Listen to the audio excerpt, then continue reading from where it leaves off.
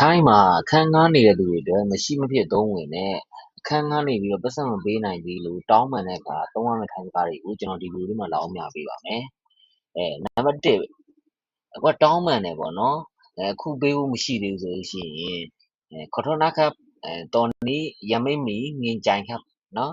ขอโทษนะครับตอนนี้ยังไม่มีเงินจ่ายครับเนาะဒီလိုပြောလို့ရတယ်เนาะတောင်းပန်ပါတယ်အခုပိုက်ဆံမပေးနိုင်သေးဘူးပေါ့နော်ยังไม่มีเงินจ่ายဆိုလို့ရှိရင်ပိုက်ဆံမပေးနိုင်သေးဘူးပေါ့နော်ဒီလိုပြောတာပေါ့နောက်တစ်ခုကကျတော့နည်းနည်းစောင့်ပါဆိုလို့ရှိရင်รอก่อนนะครับเนาะรอก่อนนะครับအရင်စောင့်ပါဒါမှမဟုတ်ရင်နည်းနည်းတော့စောင့်ပေးပါပေါ့နော်ဒီလိုမျိုးသုံးတာเนาะဗီဒီယိုလေးစောင့်အောင်ကြည့်ပြီးเนาะနောက်ထပ်စလုံးတွေရှိသေးတယ်နောက်ထပ်တစ်ချောင်းကတော့မနက်ဖြန်ပေးပါမယ်လို့ပြောချင်ရင်พรุ่งนี้จะจ่ายให้ครับเนาะพรุ่งนี้จะจ่ายให้นะครับဒီလိုသုံးလိုက်ရတယ်เนาะนะครับထည့်လို့ရင်ပို့လို့ရင်ကြည့်ရပေါ့เนาะพรุ่งนี้จะจ่ายให้นะครับမနက်ဖြန်ပေးပါမယ်အလုံးမရသေးလို့ပါဆိုလို့ရှိရင်ยังไม่ได้งานเนาะยังไม่ได้งานนะครับยังไม่ได้งานครับကျွန်တော်အလုံးမရသေးဘူးဆိုရင်ผมยังไม่ได้งานครับเนาะยังไม่ได้งานအလုံးမရသေးဘူးပေါ့နော်နောက်ထပ်စာကြောင်းကတော့အခုငွေခက်ခဲရှိနေတယ်လို့ပြောချင်ရင်ตอนนี้มีปัญหาเรื่องเงิน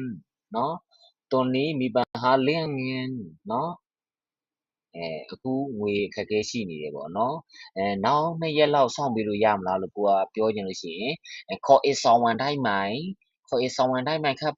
เนาะနောက်ထပ်2ရက်လောက်စောင့်ပေးလို့ရမလားပေါ့နော်ခေါ်အဆောင်ဝန်တိုင်းမိုင်ครับဒါမှမဟုတ်ခေါ်အဆောင်ဝန်တိုင်းမိုင်နောက်ထပ်2ရက်လောက်စောင့်ပေးလို့ရမလားနောက်ထပ်စာကြောင်းကကြတော့ကျွန်တော်တကယ်တောင်းပန်ပါတယ်ပြောကြည့်ရင်ဖုန်ခေါ်ထုတ်ကျင်ကျင်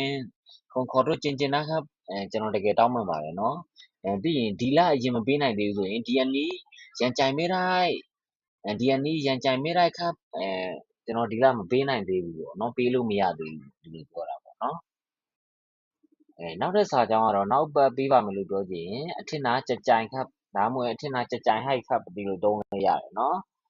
နောက်တစ်ခုကကျတော့ကျေးဇူးပြုပြီးနားလည်ပေးပါလို့ပြောချင်ရင်ကာရုဏာเข้าใจဖုန်နိုင်ครับเนาะကာရုဏာเข้าใจဖုန်နိုင်ครับ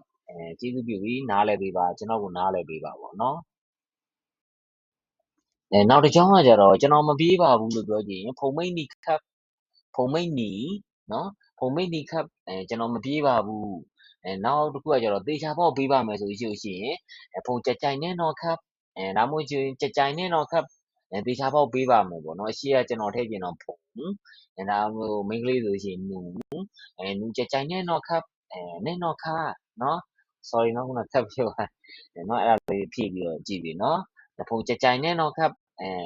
ကျွန်တော်သေချာပေါက်ပေးပါမယ်ပေါ့เนาะနောက်တစ်ခုကကြတော့ဒီနေ့တော့မပေးနိုင်သေးဘူးဆိုရင်วันนี้ยังจ่ายไม่ได้วันนี้ยังจ่ายไม่ได้ครับဒီနေ့ကျွန်တော်မပေးနိုင်သေးဘူးပေါ့เนาะပေးလို့မရဘူးချိန်နည်းနည်းပေးပါဆိုရင်ခေါ်ဝေလာအင်နွိုင်ครับခေါ်ဝေလာအင်နွိုင်ครับเนาะချိန်နည်းနည်းပေးပါပေါ့ချိန်နည်းနည်းထပ်ပေးပါပေါ့เนาะခေါ်ဝေလာအင်နွိုင်ครับဒီလိုသုံးလို့ရတယ်เนาะဒါကတော့နောက်ဆုံးစကားလုံးလေးပေါ့နော်ရန်လည်းအရေးကြီးတယ်တကယ်လည်းသုံးဝင်တယ်ပေါ့နော်သုံးတက်လို့ရှိရင်ကိုယ့်အတွက်အကျိုးရှိပါတယ်အခုသူကလည်းအချိန်ပေးတယ်ကိုကလည်းအချိန်ရသွားပြီဆိုရင်သူ့ကိုဘာလုပ်မလဲကျေးဇူးတင်မယ်ပေါ့နော်ကျေးဇူးတင်တာကိုထိုင်းလို့ခေါ်ကုန်မခပ်အနောက်မှာအကိုထည့်ခြင်းခေါ်ကုန်မခပ်ပြီးဒီလိုသုံးလို့ရတယ်နော်